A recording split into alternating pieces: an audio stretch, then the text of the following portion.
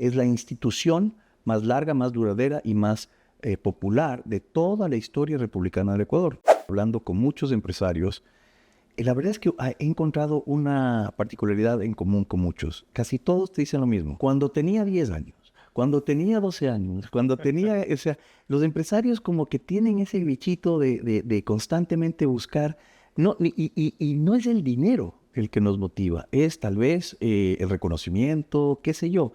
Para tú levantarte todas las mañanas y decir, esto es una gran idea, va a salir adelante. Es que no hay forma de que no salga adelante y no crearte tú mismo dudas para ponerte traspiés en tu éxito, requiere a veces estar un poquito loco. Las estadísticas son que la mayoría de las empresas no duran más de 5 años. Entonces es importante que tengas en mente que cometer errores empresariales no necesariamente es lo mismo que no poder tener la liquidez para seguir creciendo tu negocio.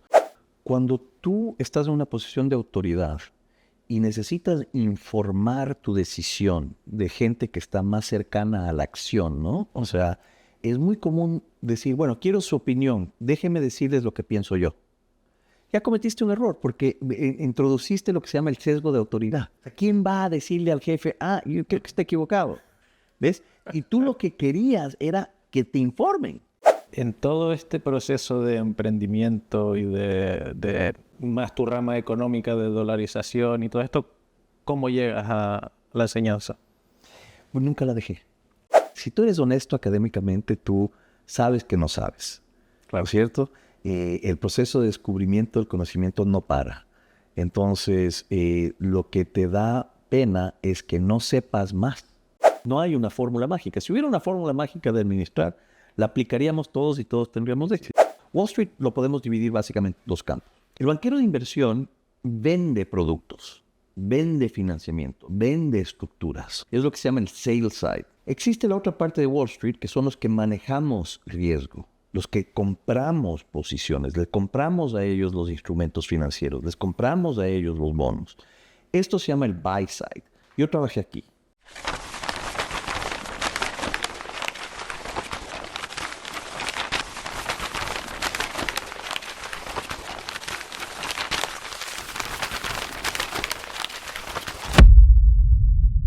Muy buenas a todos y bienvenidos una vez más a Rompiendo Cadenas, un espacio de tertulia surgido de unos compañeros de la Universidad de las Hespérides en las que intentamos promulgar las ideas de la libertad y relacionarlas un poco con la educación. Hoy tenemos aquí a Francisco Zayas, profesor y director del grado de Administración y Dirección de Empresas en la Universidad de las Hespérides y persona que consiguió dolarizar exitosamente Ecuador. Francisco. Felipe, un gusto estar con ustedes, realmente. Y primero una felicitación por este emprendimiento. O sea, realmente es un placer estar con ustedes y ver cómo inmediatamente ustedes han agarrado estas ideas de la libertad y de la empresarialidad y han corrido con ellas. Gracias. Encantado, encantado. Dime, ¿qué te puedo ayudar? Lo primero de todo, yo te he hecho una mini presentación, pero tú tienes un bagaje enorme. Entonces, para la audiencia, ¿quién es Francisco Zayas? Bueno, o sea, aparte de ser director de grado de esta gran aventura, que me honra ser parte de esta comunidad, verdaderamente ustedes son un ejemplo de lo dinámico y comprometido que es esta universidad y la calidad de la gente que tenemos. Yo ayudé a dolarizar el Ecuador, fui uno de los instrumentales en traer la idea adelante, y en ese entonces una idea muy poco conocida, de hecho extremadamente novedosa, porque el Ecuador es el primer país en el mundo que entregó su moneda voluntariamente y la sustituyó por el dólar, abriendo un nuevo capítulo en la historia monetaria. Y obviamente me he mantenido muy en contacto y muy activo en el proceso dolarizador, y ahora, por ejemplo, está en boga en la Argentina, pero tenemos movimientos en Venezuela, en Colombia y en Costa Rica también, los cuales están considerando y están avanzando con la idea. Pienso yo que la dolarización es muy simple de explicar. Es la privatización del dinero. Es entregarle a un tercero, que te provea a un tercero un servicio de mejor calidad a un menor precio. ¿Y por qué es bueno? Es porque realmente le entrega a la gente lo que la gente ya quiere. Cuando ya está utilizando el dólar, cuando hay un proceso de dolarización espontánea, entonces la gente ya está escogiendo qué moneda quiere utilizar y es consecuente con los deseos de la gente, pero también es la propiedad privada, porque normalmente los bancos centrales, especialmente en los países con muy baja institucionalidad, lo único que hacen es intermediar la Reserva Monetaria Internacional con la moneda local. Entonces te entregan moneda local, pero la tienen respaldada con dólares. ¿Para qué necesitamos entonces un intermediario que se vuelve muy ineficiente y que incrementa los costos de transacción? Entonces esa fue la idea detrás de la Horizon. A Dios gracias, fue muy exitoso en el Ecuador. Ha sido el periodo de mayor estabilidad monetaria en la historia republicana del Ecuador y de hecho ha durado con un 89% de popularidad, más largo que cualquier constitución en la economía ecuatoriana. Entonces es la institución más larga, más duradera y más popular de toda la historia republicana del Ecuador. Entonces, en ese sentido, monetariamente es un éxito, es introducir rápidamente la institucionalización de la moneda en la economía. Ese creo yo es el logro más importante de toda mi carrera. Aparte, soy empresario. Fui banquero, trabajé en Wall Street en un fondo de inversión. Luego me retiré y he sido empresario. He tenido el placer de empezar por lo menos 4 empresas y quebrar en otras. Porque tú sabes que el proceso de emprendeduría es un proceso de prueba y error en gran medida. Pero por suerte me ha ido muy bien. Adicionalmente, estoy involucrado, soy académico adjunto del Instituto Ecuatoriano de Economía Política y a través del Instituto Ecuatoriano de Economía Política hemos iniciado un proyecto para introducir proyectos o ideas de libre mercado, en el ambientalismo de libre mercado, para proteger la conservación en las Islas Galápagos. Hemos lanzado un proyecto que se llama Galápagos para Todos, donde queremos cambiar la gobernanza y los incentivos que actualmente existen en Galápagos, los incentivos perversos, que en realidad están dañando la conservación en Galápagos. Entonces, ese es un resumen de lo que he hecho y lo que estoy haciendo. Que no es poco. Pocas veces, bueno, creo que pocos casos hay de emprendedores que hayan exitado a la primera, ¿no? Sí, o sea, y como digo, mira, yo creo que es interesante. De mi experiencia empresarial, hablando con muchos empresarios, la verdad es que he encontrado una particularidad en común con muchos. Casi todos te dicen lo mismo. Cuando tenía 10 años, cuando tenía 12 años, cuando tenía... O sea, los empresarios como que tienen ese bichito de constantemente buscar... No, y no es el dinero el que nos motiva, es tal vez el reconocimiento, qué sé yo. Pero obviamente el dinero es gratificante porque es lo que mide si estás siendo exitoso en entregar valor o no. Y especialmente más allá de cuando ya tienes 12 años y eres un profesional. Pero como te digo, o sea, los empresarios muchas veces también tienen la particularidad de sentarse y comentar sus fracasos con más orgullo de lo que comentan sus éxitos, porque de esos fracasos es donde aprendes más. Claro. Esa es o sea, creo que la mentalidad empresarial es algo que tiene que estudiarse más. Solo conozco un libro, por ejemplo, que habla un poco de que muchos empresarios exitosos tienen una leve hipomanía. Es decir, para tú levantarte todas las mañanas y decir, esto es una gran idea, va a salir adelante, es que no hay forma de que no salga adelante y no crearte tú mismo dudas para ponerte traspiés en tu éxito, requiere a veces estar un poquito loco. Y luego, tienes que ser hiperoptimista, ¿verdad? exacto. Y luego tener el aguante de que luego fracases y no... Sí, pero precisamente es una de las cosas que en los cursos de la administración de empresas, particularmente el curso que doy yo, es que una de las claves del éxito empresarial, la única quizás con correlación importante con los administradores exitosos, por ejemplo, de las CEOs, de las Fortune 500, es la inteligencia emocional. Y realmente, ¿en qué podemos resumir la inteligencia emocional? O uno de los factores más importantes de la inteligencia emocional es autoconocimiento. Entonces, creo que es importante ser más optimista que pesimista, sí, pero al mismo tiempo no te tienes que autoengañar, ¿no es cierto? No tienes que volverte tan hipománico que el fracaso no es algo que sí podrías hacer, porque cometes errores, y cometerías errores que te van a costar caro. Claro. Porque las estadísticas son que la mayoría de las empresas no duran más de 5 años. O sea, no logran vivir más de 5 años. Entonces es importante que tengas en mente que que cometer errores empresariales no necesariamente es lo mismo que no poder tener la liquidez para seguir creciendo tu negocio. Y tienes fuerzas competitivas externas que también pueden hacer que tu negocio fracase. Y de eso es interesantísimo ahora en el siglo XXI con el Internet, que algunos de los gurús de las nuevas teorías de administración te dicen que tú tienes que estar pendiente no de la competencia que tienes actualmente, sino de la competencia que no sabes que está saliendo.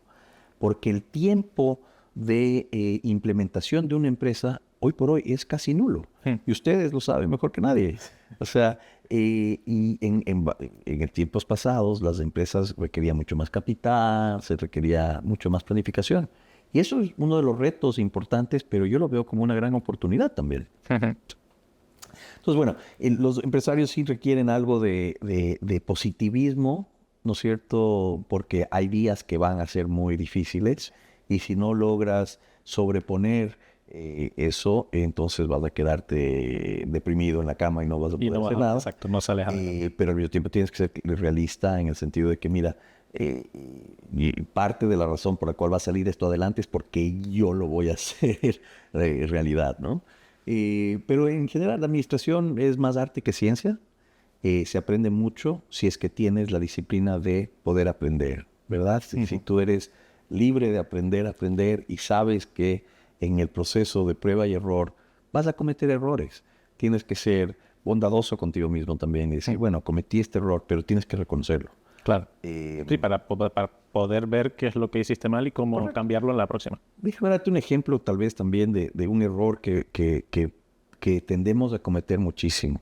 Cuando tú estás en una posición de autoridad y necesitas informar tu decisión de gente que está más cercana a la acción, ¿no? O sea, es muy común decir, bueno, quiero su opinión, déjeme decirles lo que pienso yo. Ya cometiste un error porque introduciste lo que se llama el sesgo de autoridad. O sea, ¿quién va a decirle al jefe, yo creo que está equivocado? ¿Ves? Y tú lo que querías era que te informen. Pero simple y llanamente por tú tratar de iniciar el diálogo, ya cometiste un error. Entonces son estos tipos de cosas que uno va aprendiendo con el tiempo, que adicionalmente enseñamos aquí en Hesperides, para que ustedes puedan ser mejores administradores. Y como sabes bien, aquí en Hesperides no estamos buscando solo administradores autómatos, sino que lo que estamos buscando es un administrador empresario, con una visión empresarial, que es lo que yo creo que las empresas en general quieren. Es decir, ¿quién quiere un talento que no aporta? Claro. Entonces, si tú tienes una visión empresarial, yo como empresario estoy ganando muchísimo si te tengo en mi equipo, porque estás inmediatamente bajando uno de los problemas más importantes de la administración, que es el problema de agencia, el problema del agente principal. Si tú, como colaborador, piensas como empresario, ya tienes ganado, o por lo menos el dueño de la empresa tiene ganado mucho del potencial problema de agencia, porque ya estás pensando como que si fueras el dueño de la empresa. Total. Y en todo este proceso de emprendimiento y de más tu rama económica de dolarización y todo esto, ¿cómo llegas a la enseñanza? Pues nunca la dejé. Desde que me gradué de la universidad, regresé al Ecuador y como había adquirido ciertos conocimientos que en ese entonces estaban muy al avance de la teoría financiera, me pidieron que empiece a dar clases. Y empecé a dar clases desde los 22 años y fue algo que me encantó. Ahora, debo decir, mi mamá era profesora, mi papá es profesor, entonces es algo que viene ya de serie. Exactamente. Y la verdad es que, voy a confesar, yo creo que también tal vez había un elemento de adulación, porque no te voy a admitir que no hay una gran sentimiento de haber cumplido con una obligación cívica, una obligación de ser humano cuando uno entrega el conocimiento. O sea, para mí, y hablo por todos mis colegas aquí en Hesperides, o sea, saber que tenemos estudiantes como ustedes que realmente quieren absorber el conocimiento, pues tú ves que nosotros, o sea, dedicamos horas y horas y horas. Si quieres seguir conversando, sigamos conversando, o sea, encantado. Entonces empecé muy temprano. También me casé joven, entonces era una forma de suplementar mis ingresos. Luego dejé la docencia porque me fui a trabajar a Wall Street. en Wall Street. Eso ya requiere demasiado tiempo. Exactamente. Entonces, me dediqué, pero seguí dando conferencias, seguí publicando papers, porque era algo que me fascina, es algo que verdaderamente me nutre mucho, y soy demasiado curioso. Entonces, siempre me Eso es una cualidad también muy característica en empresario. Sí, yo creo que sí, queremos aprender siempre. Ahora, ser muy curioso y tener OCD, entonces no te vas de uno al otro, te vas de uno al otro, ¿no? Y nunca concretas. Entonces, eso es parte del autoconocimiento. Pero nunca dejé la academia completamente. O sea, siempre tuve un dedito ahí. Pero luego también me dediqué a la empresarialidad. Entonces, nunca tuve el tiempo para dedicarle a la docencia completo. Tuve una particularidad, yo no vivía donde trabajaba. Vivía en Houston y trabajaba en México, mis empresas eran en México. Entonces, constantemente estaba viajando por temas de calidad de vida, mejor educación para mis hijos, lo que tú quieras. Entonces, no tenía 90 días de permanencia en ningún lugar. Entonces, era muy difícil mantener una clase. Pero siempre me mantuve involucrado, publiqué un par de libros. Y bueno, cuando empezó Hespérides, yo ya estaba pasando a la siguiente etapa de mi vida, donde ya mis empresas corren por sí solas, y estaba más bien dedicado a tratar de sacar adelante proyectos, una vez más, de políticas públicas en el Ecuador y con Galápagos. Y Gabriel me llama, me dice si quiero involucrarme en este proyecto, que ya conocía que venía, lo conozco a Gabriel y a Gonzalo desde hace mucho tiempo. Estuve aquí en la inauguración y le dije que, o sea, no me tuvo que decir ni 30 segundos que le dije encantado y dónde firmo, ¿no? ¿Porque tú empezaste en el proyecto al principio o te avisó un poco más tarde? Bueno, yo sabía que este proyecto estaba en ciernes. Cuando me dijo, mira, la estamos lanzando en tal fecha, estuve aquí en la inauguración.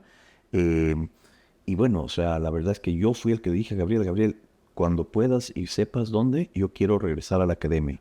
Porque sabía, vengo desde hace 30 años que estoy involucrado de alguna forma u otra con la educación, y sabía y conocía que eso era mi pasión.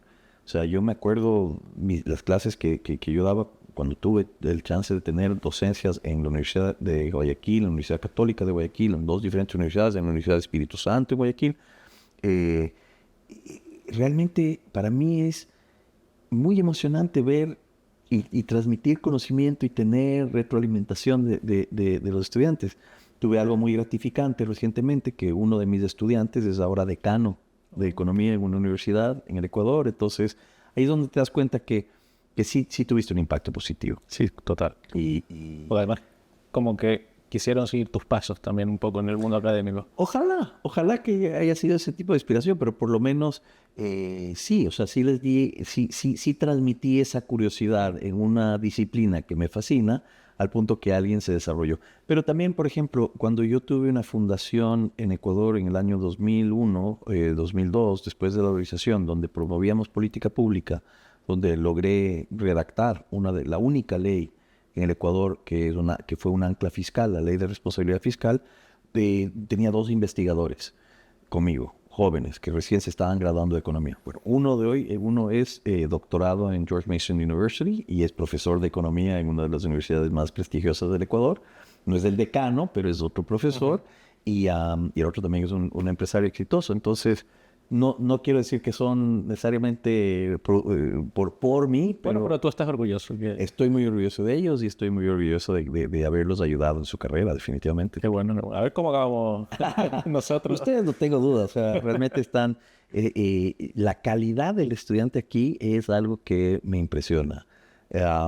Y me tiene fascinado porque, te digo, puede llegar a ser intimidante como profesor. Uno a veces se siente ahí como profesor y dice... ¿Y si me agarran en curva? ¿Y si no sé? Porque sí es un proceso de humildad, es un proceso de conocimiento. Un profesor tampoco tiene que tener, o sea, no tiene la sabiduría absoluta. Es normal que no sepa, pero bueno, se investiga, te lo respondo mañana. Sí, pero siempre hay esas ganas de ser mejor, ¿no? Y de que tú tienes un compromiso de transmitir conocimiento que supuestamente tú debes tener algún tipo de dominio. Y te digo, o sea, hasta 30 años más tarde, yo todavía los primeros días de clase me ponen nervioso. Aunque sé que tengo cierto dominio sobre el tema y que adicionalmente tengo el sesgo de autoridad y tengo una serie de cosas que me ayudan, Claro. es un proceso donde tú tienes que tener, si tú eres honesto académicamente, tú sabes que no sabes, ¿no Claro. es cierto? El proceso de descubrimiento del conocimiento no para. Entonces, lo que te da pena es que no sepas más, es que no sepas más. Y el proceso de creación de tu clase siempre es un proceso creativo, que quieres evolucionar, quieres dar más, quieres añadir más, pero, pero a la final es un proceso tan gratificante y, ¿sabes? La gratificación es los estudiantes. O sea, si te dijera que me metí en academia para hacerme rico, te ríes. ¿Verdad? Y no creo que nadie está en esa posición. Estamos aquí porque amamos el conocimiento y pensamos que es importante promulgarlo, especialmente los temas de la libertad, la responsabilidad. El mundo necesita más, Sí, totalmente. ¿no? Entonces es un tema en el cual no muchos en la academia estamos absolutamente claros en la ideología que queremos perseguir en cuanto a cómo enseñamos y cuáles son los valores detrás de lo que enseñamos. Ujú. Y cuando le tienes una pasión por una ideología egalitaria que solamente puede mejorar la condición humana de todos, entonces es un compromiso con la humanidad. Es un compromiso de mejorar la condición humana para todos. Y eso es una responsabilidad que tomo muy en serio. Y entonces lo curioso es, ¿por qué lo hago? Si es una responsabilidad que asumo cuando posiblemente me iría mejor, si pensamos en el interés egoísta, ¿no? Ujú. El self-interest que decimos, o sea, entonces, ¿para qué me meto en una situación en donde me pongo nervioso, en donde, etcétera, etcétera? Y no hay una respuesta muy contundente a eso, más allá que amamos el conocimiento y queremos compartirlo. Y no es que no hace falta más. No, para ser profesor, eso yo creo que es definitivamente una condición que si no la tienes, entonces no lo hagas. Entonces, Y no, tristemente muchos profesores no la tienen. le pierden la pasión, sí, es verdad, le pierden Puede la ser pasión. eso también. A lo mejor se ven demasiado capados en algún momento Pero eso tiene mucho que ver también con la institución en la cual estás, es decir, y los estudiantes que atraes a la institución. Yo tuve experiencias nefastas como profesor, donde tenía estudiantes en los cuales trataba de estimular el pensamiento, pero ellos estaban ahí nomás para sacar la nota y salir, hacer lo mínimo posible. era la estampa. Sí, realmente muy desmotivante como profesor, pero al mismo tiempo tienes gente que está muy motivada para aprender, eso es lo que te mantiene vivo. Normalmente en un aula, el porcentaje de alumnos de un lado y del otro suele ser igual o suele ser más alto el que simplemente está ahí por Qué el buena título. pregunta. Yo creo que eso también depende del profesor, ¿sí? Y del tema que estés dando en cierta medida, pero eso depende mucho de la pasión y del tipo de conocimiento que estés entregando. Mi experiencia es que es casi binario. Es decir, o tengo una clase en la cual el 80-90% de los estudiantes están extremadamente interesados, están activos, etcétera, o tengo una clase en la cual el 80% están completamente desconectados del tema, ¿no? Eh, Ahora, yo encuentro, y esto es interesante anecdóticamente, que cuando daba clases de economía, era mucho más fácil, fíjate, eh, en darle conocimiento sobre las teorías monetarias basadas en conceptos no neoclásicos, ¿sí? A gente que tenía algún tipo de conocimiento o bases del conocimiento del marxismo, que a diferencia de gente que venía con un entrenamiento neoclásico. Y la razón que yo doy para esto es que la gente que empieza estudiando los fenómenos sociales desde el marxismo empieza entendiendo una teoría del valor. Cuando los modelos neoclásicos simple y llanamente te lanzan a los modelos. Entonces no construyen un corpus que se sostiene por sí solo. Entonces yo encontré que eso fue muy interesante porque donde hubiera esperado porque di clases como te digo, en la Universidad de Guayaquil, o sea, lugares públicos donde había muchísima tendencia a una sola ideología. Eh, y ahí es donde encontré tal vez algunas de las experiencias más enriquecedoras, porque verdaderamente ver que a través de la honestidad académica le puedes abrir la mente a gente que esperarías esté completamente cerrada a tus teorías, eso es muy gratificante, ¿no? En cambio, gente que debería tener alguna tendencia a creerte, pero que no tiene ningún interés por tu teoría, porque simple y llanamente están metidos en un modelo en el cual no les fuerza a pensar más allá de cómo llegamos a un mercado, o sea, dónde está tu teoría de valor con tu teoría de precios. Sin eso, ¿cuál es el fundamento de una teoría de mercado?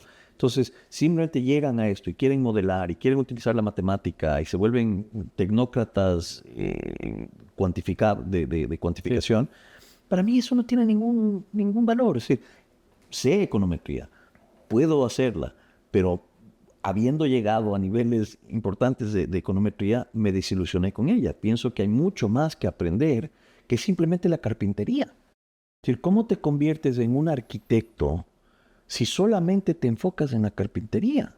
O sea, albañiles hay, pero arquitectos, ingenieros y más aún, arquitectos e ingenieros con mucha visión, con la capacidad de generar unos espacios interesantes mentales, son cada vez pocos. Pero si tú eres el arquitecto, tú puedes contratar albañiles. Pero si tu ambición es simplemente ser albañil, entonces, bueno, te voy a enseñar algo de albañilería, pero no vas a ser el estudiante estrella. Claro. No vas a ser el que se destaque en clase. ¿Sí? Esa es una analogía que uso. Aprovechando que has dado clase en varias instituciones, ¿cómo te cambia la perspectiva una clase online con una clase presencial? Qué buena pregunta, porque es la primera vez que doy clases online. Pienso que tiene mucho que... Primero, el formato es interesante, ¿sí? Yo creo que me gusta el formato online porque realmente refleja la realidad de hoy. Es decir, es más asequible y el estudiante va a su paso.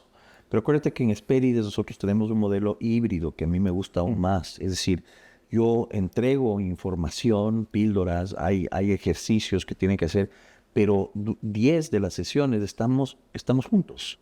Entonces, ahí realmente es donde, por lo menos en mi área, entra mucho del conocimiento. Porque, ok, te doy aquellos herramientas y contexto dentro del cual tú tienes que desarrollar tu criterio. Pero ahora vamos a desarrollarlo en concreto. Ahora vamos a estudiar un caso. Ahora vamos a sentarnos a verdaderamente trabajar estas cosas. Ha sido un reto para mí en curva de aprendizaje, pero para ustedes no lo debe ser, ¿entiendes? Porque ustedes ya tienen más conocimiento tecnológico. Ahora, ¿dónde está el reto fundamental para mí y en mi área o la disciplina que yo dirijo? La administración es bastante contextual. No es simple y llanamente conocimiento del libro. O sea, yo puedo sacar Barnard, Drucker, McGregor, o sea, entregarte, decir, léete esto. Pues está bien, o sea, sí hay mucho valor en eso y eso es lo que hago en las clases asincrónicas. Pero luego apliquémoslo, ¿verdad? Estudiemos un caso, estudiemos el caso de liderazgo de Ernest Shackleton y veamos cómo él aplicó la empatía dirigida. Veamos cómo resolvió problemas de que la expedición que él trató de poner fracasó. Nunca logró llegar a su objetivo. Sin embargo, todos sobrevivieron. ¿Cómo logró ese tipo de cosas? Eso es, cuando estudiamos liderazgo, por ejemplo, en mi clase, nos entramos mucho en eso. Pero también doy en la administración muchas experiencias vivenciales de mi empresarialidad, pero también casos de estudio de externos y invito también a exitosos empresarios a que los estudiantes tengan la oportunidad de hablar directamente sobre lo que hemos estudiado y o no con empresarios exitosos, porque la administración es más arte que ciencia a la final. Sí. No hay una fórmula mágica. Si hubiera una fórmula mágica de administrar, la aplicaríamos todos y todos tendríamos éxito. Todo rito. Entonces, y yo no tendría trabajo. Entonces sí hay una fórmula mágica, pero no te la cuento.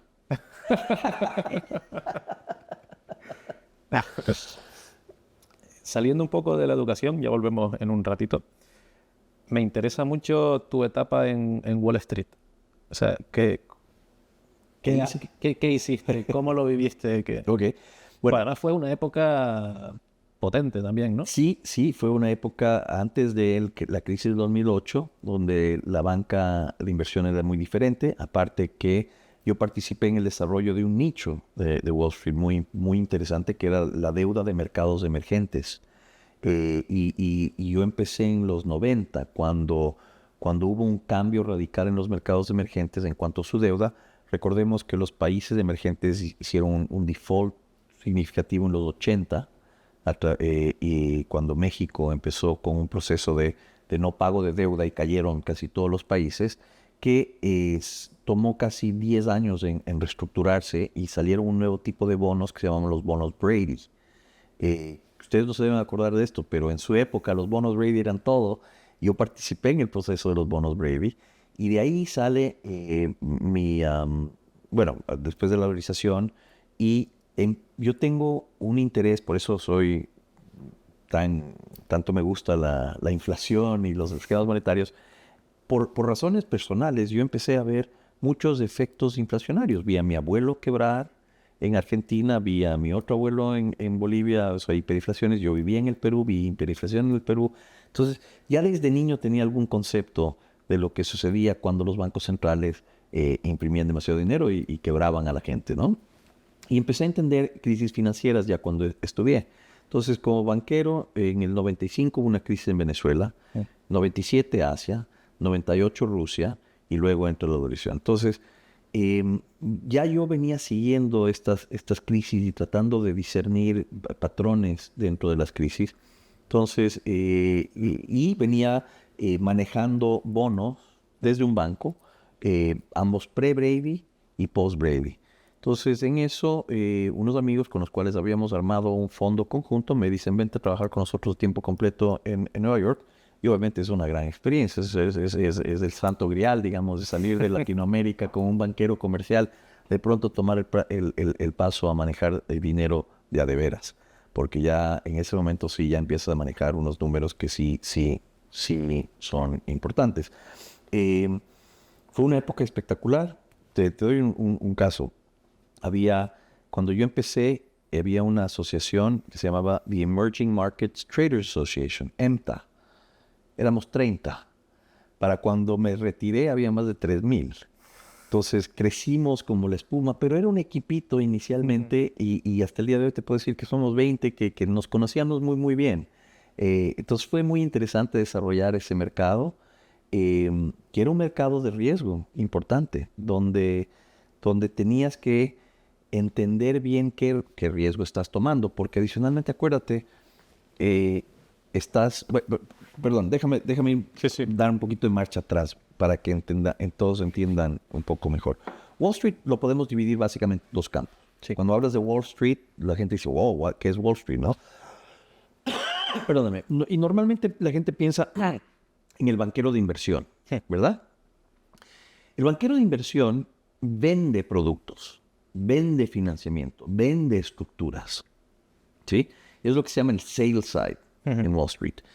Existe la otra parte de Wall Street, que son los que manejamos riesgo, los que compramos posiciones, les compramos a ellos los instrumentos financieros, les compramos a ellos los bonos. Esto se llama el buy side. Yo trabajé aquí, ¿sí? Y toda mi carrera fue aquí. Nunca estuve yo en el sales side vendiendo productos financieros o vendiendo servicios financieros. Lo hice como empresario, pero no Wall Street, sino diferente. Pero entonces el buy side es diferente, es verdaderamente tomar riesgos para terceros. Claro, te quedas con una comisión jugosa si es que te va bien, si es que te va mal, no ganas. Entonces tienes que tener una consistencia de resultados, ¿perdón? Y se enfadan contigo.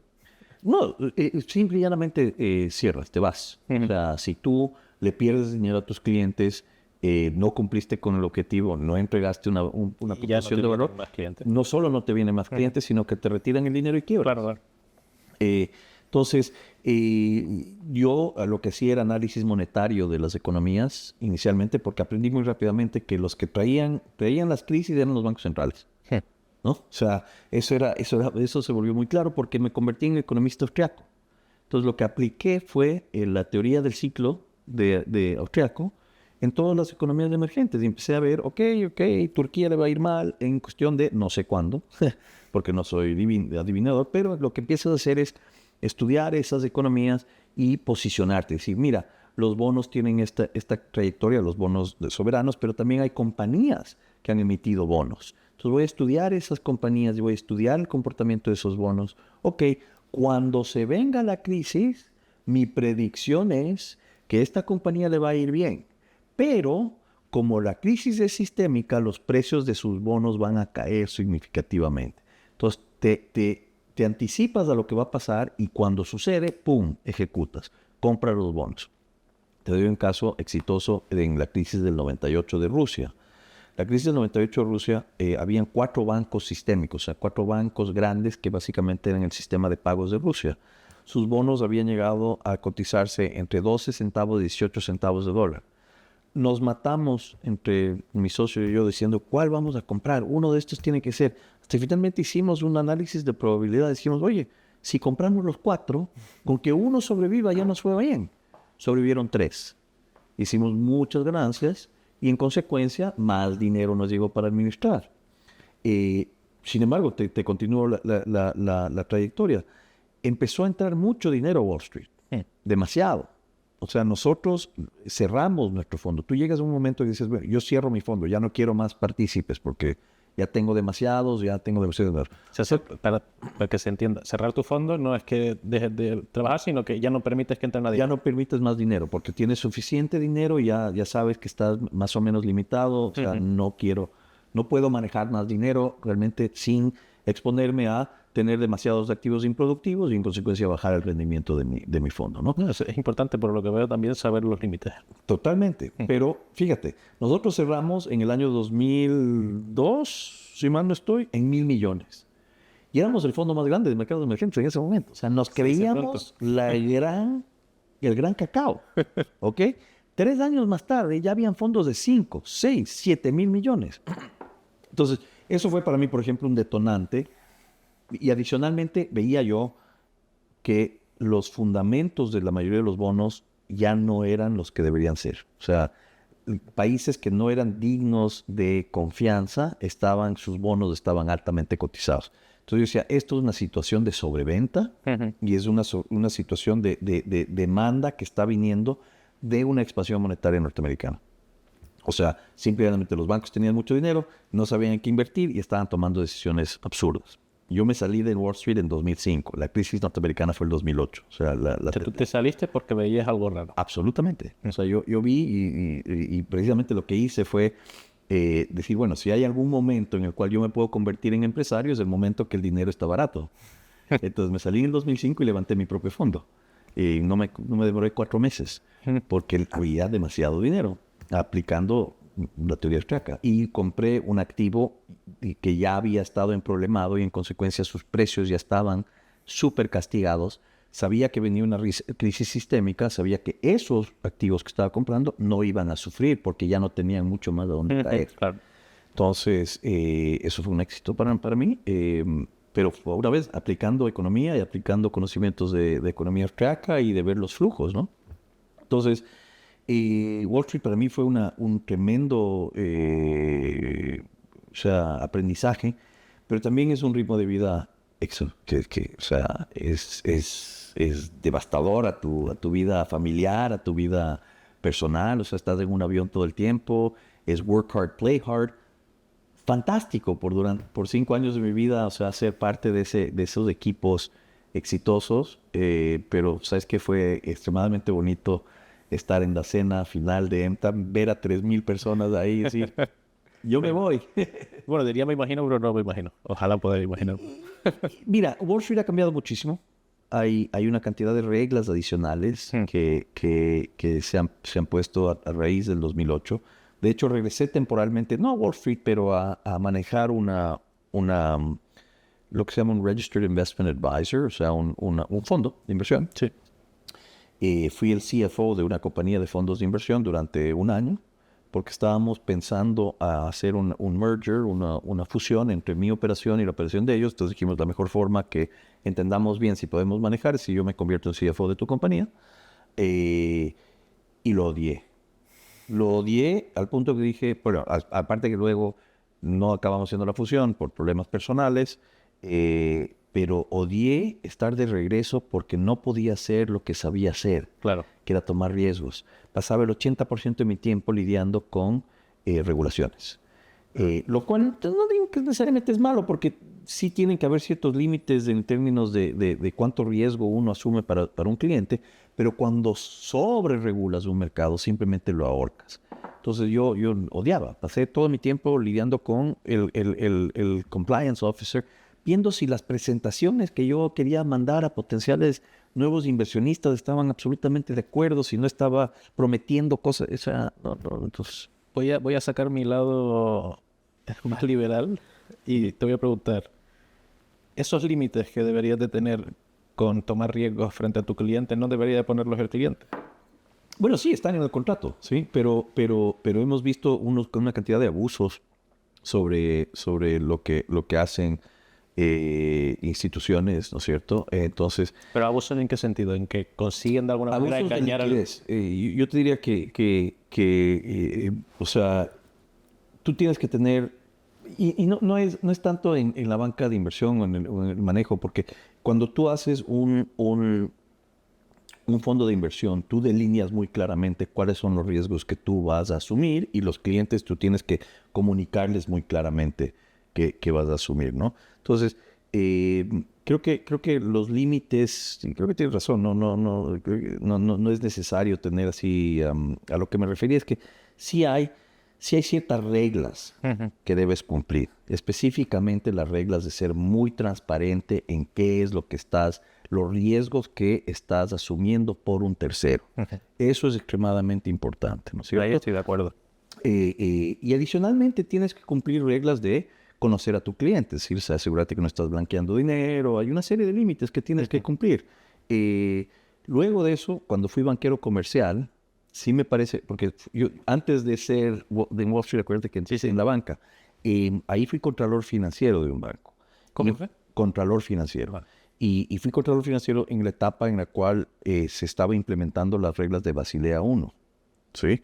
Y me pareció un proceso interesante porque por lo menos todos los bancos tenemos que estar en igualdad de condiciones en términos de cuánto patrimonio tenemos para respaldar a los depositantes. Ahora, el problema es que no todos siguen las reglas, ¿sí? Entonces ahí es donde me refiero a los límites. Tal vez no es tanto límites, sino que deberían haber consecuencias a los que no observan las reglas. El problema con la banca, no con la banca de inversión tanto, es que los que no observan las reglas muchas veces solo los encuentras luego de que han causado pérdidas para terceros. Claro. ¿Sí? Entonces, por ejemplo, vemos en Canadá, un país muy interesante, que la agencia regulatoria bancaria está enfocada en precisamente medir la liquidez, o sea, asegurarse que los bancos no van a entrar en problemas. El Banco Central, cero encajes. Si ya no hay una regulación de la masa monetaria por los bancos centrales, sino que hay una anticipación de los riesgos por parte de una agencia regulatoria. Y eso me parece un sistema más óptimo. Entonces, no quiero decirte límites, sino más bien tienes que tener claro que no puedes excederte de lo que tú estás prometiendo que vas a entregar. Y sí hay mucho de eso. ¿Sí? Te digo que voy a invertir solo en esto, pero hay una gran oportunidad por aquí. Mi incentivo, a mí me pagan por rendimientos, ¿verdad? Pero si es que mi mandato es solo estar aquí, entonces no debo estar allá. Y eso es una cosa que yo educaba mucho a la gente. Es decir, si es que yo te digo que voy a mantener este perfil de riesgo y dentro de ese perfil de riesgo los rendimientos son 12 a 18 y mañana llego y te dice ganamos 50%, tú deberías decir, espérame. ¿Qué pasó? ¿Qué pasó? O sea, en vez de aplaudir, decir qué feliz, no, tú estuviste fuera de los parámetros de riesgo que me dijiste que más o menos íbamos a llegar. Ahora, yo no te puedo decir tampoco que vamos a estar dentro de 12 a 18 porque dicen que puedes estar prometiendo rendimientos. Entonces, hay una serie de cosas que tienes que ser muy cauteloso, que no estés prometiendo cosas que no vas a dar, pero también diciendo cosas que no puedes cumplir. Digamos que puedes dar una previsión, pero dejando claro que es una previsión y que puede Sí, ser o no. Yo tuve la suerte que todos mis inversionistas son los que se llaman Qualified Institutional Buyers, o sea, gente que tiene un cierto nivel de conocimiento de riesgo. O sea, yo nunca tomé riesgos retail, o sea, para clientes retail. Sí. Es ahí donde yo me refería más a los límites, francamente. No a lo que yo hacía, sino más bien en el retail. Porque Esos son más fáciles de engañar. y desgraciadamente los incentivos funcionan demasiado bien. Entonces, al vendedor de productos financieros, si tú le ofreces una comisión más alta que el de al lado, va a tener un incentivo de vender donde comisiona más. Es simplemente la lógica. Entonces, hay mucho cliente retail que no entiende esto y entra y simplemente compra lo que le están diciendo sin criterio porque confía plenamente en que la otra persona está siendo un profesional. Y la otra persona está siendo un profesional, solo que está actuando con los incentivos. Claro. ¿Ves? Entonces, sí es importante que haya en ese sentido regulación y que haya consecuencias para los que no observan las reglas. Desgraciadamente, en el mundo del dinero, la no observancia de las reglas ya es catastrófico. Claro. O sea, cuando se revela esto, ya tienes un tema catastrófico. Por eso es que es una tensión constante con compliance, ¿verdad? O sea, está bien que uno tenga que tener compliance, pero uno tiene que tener una muy buena relación con su compliance officer. Y reitero, igual que la inteligencia emocional, la regulación debe ser autorregulación. O sea, uno tiene que anticiparse a los potenciales problemas y decir, no, yo no voy a tomar eso. Es decir, las comisiones son muy jugosas, pero yo quiero estar en el negocio durante mucho tiempo y mi reputación es lo que vendo. Exactamente. Nunca perdí dinero para ningún cliente, ¿vale? Nunca. Aprovechando que me has introducido las regulaciones y volviendo a la educación. ¿Cómo Pésimas. Ahí sí no entiendo por qué hay tanta regulación. O sea, esta universidad se demoró tanto tiempo en salir adelante. Y aún así, digamos que estamos como si fuese parte mía de la universidad. La universidad está catalogada como universidad privada, pero privada entre comillas, porque al final la diferenciación que puedes hacer con respecto a la universidad pública es más en el equipo que en lo que enseñas dentro de la universidad. Te soy sincero, yo no conozco bien, nunca he estado en el lado administrativo de la universidad, así que no conozco o sea, El entramado. el entramado. Pero sí sé y conozco a través más de anécdotas de todos mis amigos que están en la academia y en el manejo que ¿para qué se meten terceros en el proceso? O sea, la calidad la vas a determinar tú. Sí. ¿Verdad? Y nosotros somos los más interesados en que nuestra reputación hable por nosotros mismos. Y el riesgo no es catastrófico en el sentido de que te voy a quitar una fortuna o que vas a perder todos tus ahorros. Ahora, puede ser catastrófico porque puede ser cara una universidad y estás recibiendo una muy mala educación, como por ejemplo la Universidad Trump. La Universidad de Trump fue una estafa. Y acabó teniendo que pagar por eso, ¿me entiendes? Entonces, deben haber castigos aún más severos para los que no cumplen con algo de calidad, más allá que la quiebra solamente, ¿verdad? Porque aquí sí estás tratando de entregar educación y mentirte para que vengas, para que pagues, para no darte educación, yo pienso que es una estafa. Totalmente. Es una estafa total y es una deshonestidad académica que es, para mí, doblemente mala. Entonces la regulación y la sobreregulación en la educación es pésima. Y olvídate, eso está acabando. Hoy por hoy con los modelos online, las universidades van a poder buscar dónde se pueden incorporar de manera más fácil. Y los estudiantes tienen la flexibilidad de ser nómadas digitales.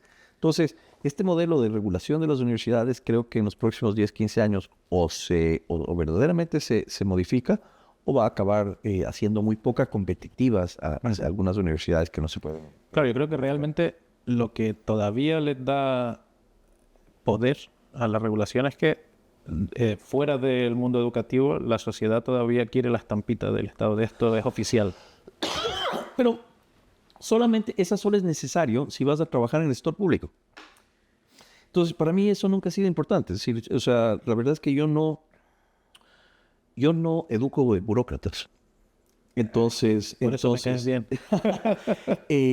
si tú quieres convertirte en un burócrata, esto está bien. Esta no es la universidad para ti. Simple y llanamente, ¿no? O sea, aquí sí tenemos el sello, Sí. todo, pero yo tengo un caso muy, muy exitoso en el Ecuador, de la mejor universidad en el Ecuador, que durante más de 10 años, donde estudiaron 3 de mis hermanos, o sea, mi padre fue profesor y uno de los profesores iniciales y decano de esa universidad, durante más de 10 años iniciales, como el gobierno no les daba la certificación, ellos decían, bueno, no me importa. ¿Por qué? Porque nuestros estudiantes no van a trabajar en el sector público. Y fue un éxito. Los estudiantes, o sea, las universidades ahora sí tienen todas las certificaciones, pero fue porque básicamente lo hicieron quedar mal al Estado. Porque le dijeron literalmente, no me das permiso, no me importa. Porque el único que pide ese permiso es el sector público. Ajá. El sector privado sabe muy bien que mis estudiantes le van a ayudar y van a incrementar el capital humano de las empresas, y se colocaba mucho mejor. Entonces, yo creo que el mercado mismo va a arreglar eso, porque ¿quién quiere trabajar para el sector privado? ¿Quién va a educarse solamente para trabajar en el sector privado? Claro que tener esa posibilidad en tu currículum no está malo, pero... Sector público. Sí, pero no debería ser la razón por la cual vas a educarte. No, la razón debería ser que quieres aprender. Exacto. Entonces, lo que debes buscar es el resultado, ¿no? O sea, que una vez que tienes una entrevista con un potencial empleado, tienes que ver qué potencial tiene. Y la verdad es que un graduado de la Universidad de las Hespérides va a sobresalir. Va a sobresalir porque va a tener todas las herramientas y adicionalmente va a tener un dominio del conocimiento y un dominio de su persona que sí, no tengo ninguna duda que va a sobresalir. ¿Sabes cuál es el problema ahí? Es que vas a intimidar al potencial jefe. Ese es un potencial problema. Sí, porque la educación, desgraciadamente por demasiada regulación, le han bajado el nivel. Entonces tienes mucha mediocridad en los mandos medios. Sí. O sea, si no trabajas en el sector público, las empresas grandes son burocráticas también. Sí, totalmente. Entonces, sin embargo, las empresas que van a crecer y van a sobrevivir son las empresas que premian la innovación, que buscan la gente que tenga esa mentalidad empresarial. Yo le dije siempre a todos mis vicepresidentes, toda la gente que trabajaba para mí, que por si acaso la mayoría de ellos hasta el día de hoy me quieren muchísimo y han logrado puestos muy interesantes, porque mi filosofía era la siguiente: sí, yo puedo ser el jefe, pero a mí lo que me interesa es que tú estés aquí sentado. Me decían, ¿por qué? ¿Por qué? Porque yo quiero estar en la playa. O sea, ese es mi motivo. Claro, honesto, ¿me entiendes? O sea, yo estoy buscando el próximo CEO de mi empresa. Uh-huh. Yo soy el CEO, pero yo estoy buscando uno de ustedes que venga a sentarse en este sillón. ¿Y por qué? Porque yo no quiero estar aquí, porque adicionalmente yo tengo otra empresa que quiero armar. Claro. Ese era, y entonces yo era muy, muy claro que el talento se remunera. ¿No es cierto? Que esto no son estructuras piramidales, estáticas, que son tan comunes en nuestros países, ¿verdad? Donde son empresas familiares y familiares, donde hay nepotismo. Yo nunca le tuve miedo a la competencia, porque sabía que podía ofrecer algo mejor. O sea, ahora eso, llámame loco, llámame lleno de ubris, lo que tú quieras, pero nunca le tuve miedo a la competencia, porque dije, bueno, la competencia es buena. Totalmente. La competencia es buena. ¿Por qué? Porque yo no le tengo miedo a mis capacidades. Claro. La gente que le tiene miedo a la competencia es porque le tiene miedo a sus capacidades. Entonces, si yo no tengo miedo a las competencias, quiero que más entren a jugar. ¿Por qué no? Me da más opciones a mí. Total. Francisco, no te quito más tiempo, que sé que tienes prisa. Solo una cosa más. Cuéntame. Nombraste la inflación en algún momento y creo que muy poca gente sabe qué es la inflación. ¿Te ves capaz de definir la inflación en Claro, una frase? Fácil. Cuando tú tienes bienes y servicios en este lado de la economía real y tienes la masa monetaria en este lado de la economía, la masa monetaria y los bienes y servicios de una economía tienen una relación entre sí que se llama precio. Es decir, si tienes 100 unidades de bienes y servicios y 100 unidades monetarias, tengo una relación 100 a 100, el precio es 1. Sí. Una unidad monetaria por una unidad de bien y servicio. Ahora, supongamos que tú y yo somos del Banco Central y decidimos crear 50 unidades monetarias más. Ahora tenemos 150 unidades monetarias, pero no salieron de la nada un nuevo edificio. No se creó nuevos bienes y servicios. Simple y llanamente expandimos la masa monetaria. Entonces ahora tenemos 150 unidades monetarias, pero seguimos teniendo la misma cantidad de bienes y servicios en la economía. Entonces la relación ya se violentó. Ya no es 100 con 100, ahora es 100 con 150. El precio pasó de 1 a 1.5. Esa es la inflación. No sé si te satisface Sí, esa perfecta. respuesta rápida. Pues muchísimas gracias a todos por ver este nuevo capítulo de Rompiendo Cadenas. Ya saben que para apoyarnos con un like, un comentario para saber lo que opinan y compartirlo, con eso estaremos eternamente agradecidos. Muchísimas gracias a todos por vernos y a ti por Gracias venir. a ti, Felipe, y espero estar